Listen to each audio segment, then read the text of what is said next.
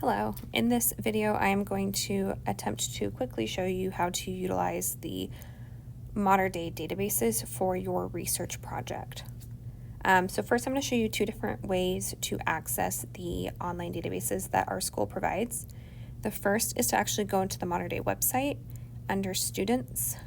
If you go down to the student portal, under academic resources you will see the link for library.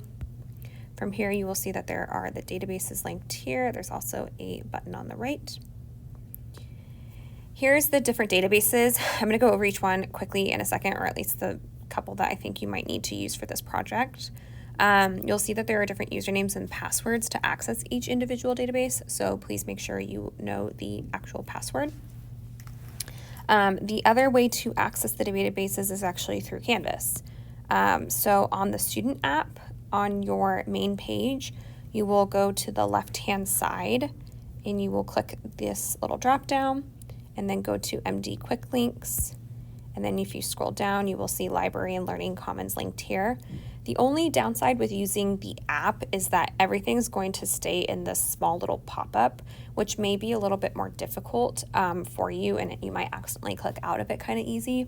So I actually recommend using the web version of Canvas to locate, to log into Canvas and locate the databases.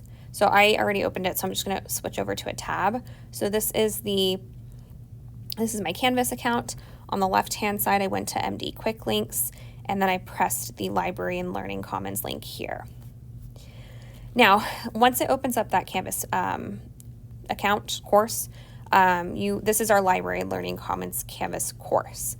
So you will see here that on the home page, we have some links. The hours are on here, expectations are on here, all of that. Of course, for this project, you're going to want to go to databases. If you need additional research help, I actually encourage you to click on research tools as well. This is great because it gives you some digital resources for actually how to use the databases and all of that. I'm going to kind of do a quick overview in a minute, but this is good if you want a little bit more help or in-depth information. Including how to use Google correctly and things like that. If you go down, for example, let's say you want to use ABC-CLIO, there's a quick PDF of actually how to use ABC-CLIO. That will do a lot more than I'm going to do in a second. And of course it takes a second to load, but it is linked in there. So that's another resource I just wanted to draw your attention to. But back for the purpose of just accessing the databases. So from the home page, you can see there's this link to databases on the bottom left-hand corner. You click on that, and here are those exact same databases that you saw on the Modern Day website. So I'll do a quick overview of each one, not even how to access each one, just what each one is. So ABC-CLIO is probably going to be one that most of you will want to use for this project. At least to get started on, I encourage you to look at it. It's a great resource for definitely English projects, history projects, anything like that. Even if you want some more contemporary not really. Some more contemporary information could be on there, but this is going to be rooted more in your history, government, perspectives, even pop culture, things like that. And so for this particular project, I do think that a lot of you will want to take a look at ABC-CLIO, and I'll actually pull that one up in a second and show you an example of how to search within ABC-CLIO. EBSCO is another great one. This is good for mostly journals, if you want full text journals, and easy-ish general database searching. Britannica is going to be the simplest one. This is going to be, you could look at Britannica. I don't think it's a bad idea, but this is going to be very simple compared to ABC-CLIO, EBSCO, and then I'll show you Newsbank in a second. But Britannica might be a good initial starting place. Complete online package is great because it actually pulls from multiple databases into one everything in here is published and therefore like very credible. It's just, again, published resources that are pulling from multiple databases. So that might be also a good option for you if you're feeling a little bit overwhelmed. This could be a good place to start.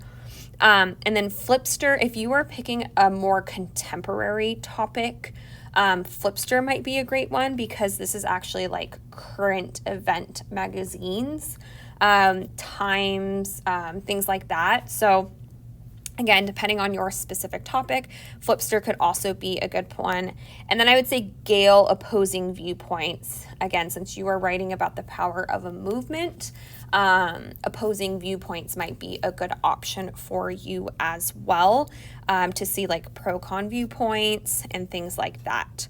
There are more databases that I'm not going to really go over because for the sake of this particular project, I'm not sure if you need them, but there are more down there as well.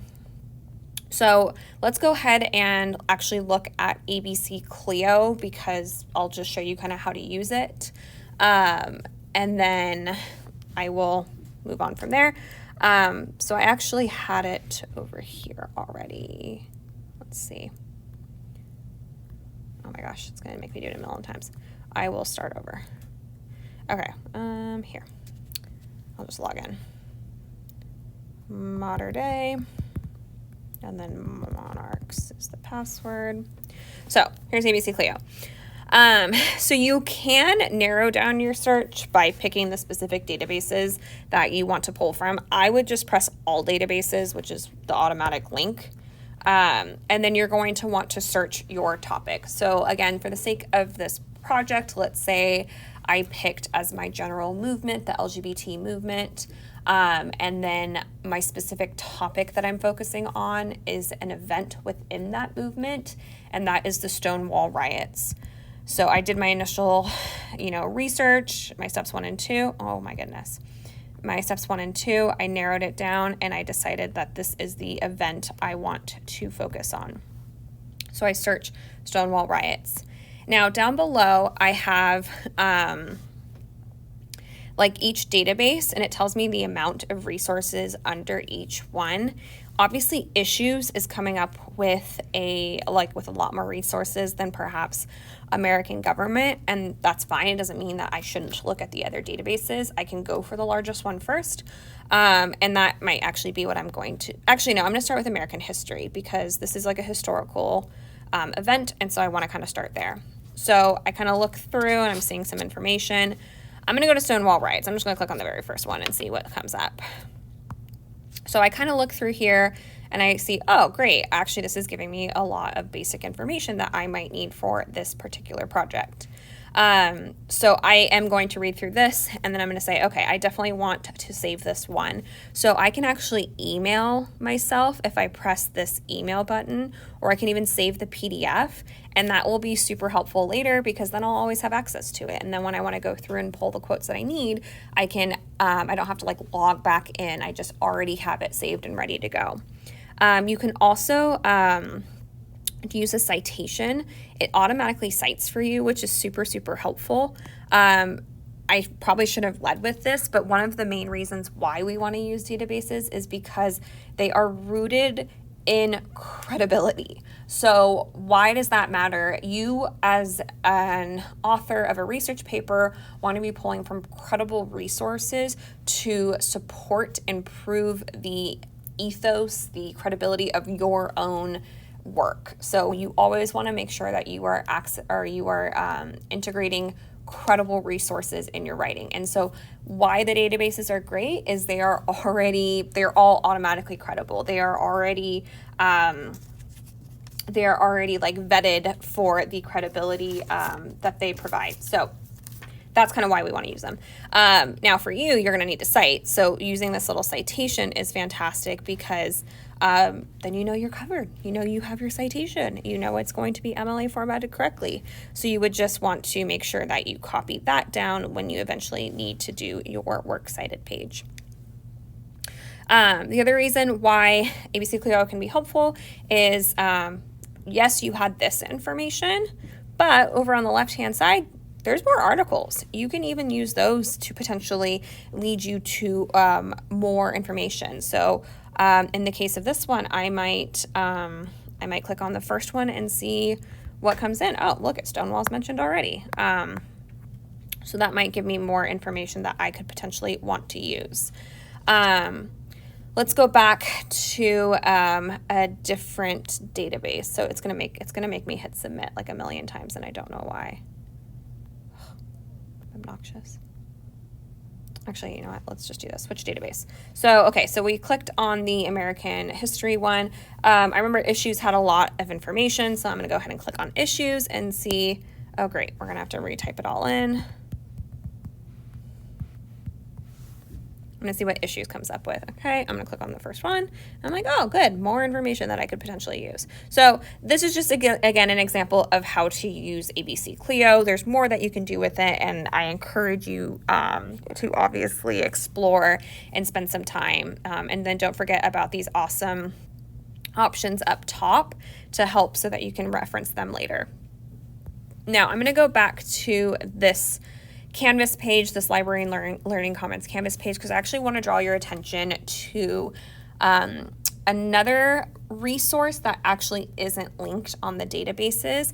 And this resource is super helpful for those of you that are picking an incredibly contemporary issue. And that is the Newsbank resource. And you will see that that's actually linked here. And I know it doesn't say Newsbank, but that's what it is.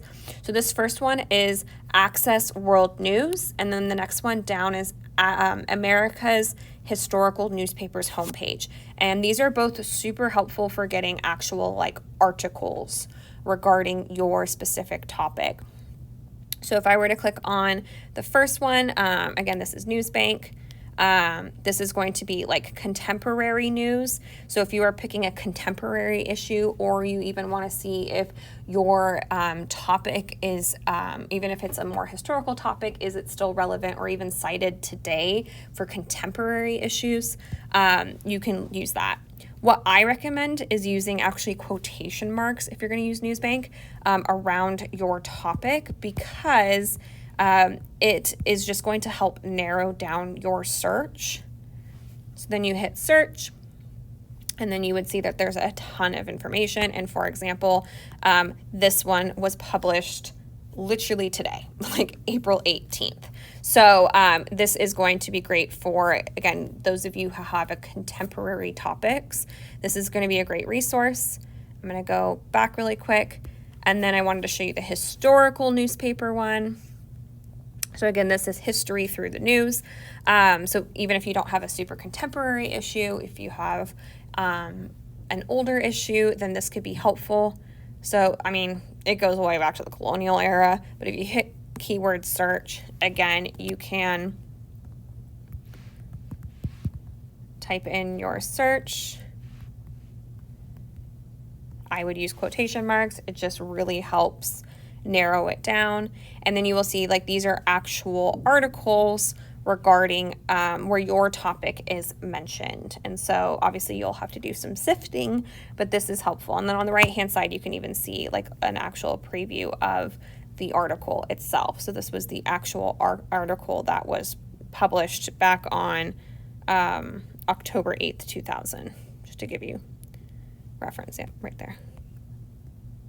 Okay. So anyway, so this is the last little resource I wanted to just draw your attention to. Good luck, happy researching, and I look forward to reading your research papers eventually. Thanks.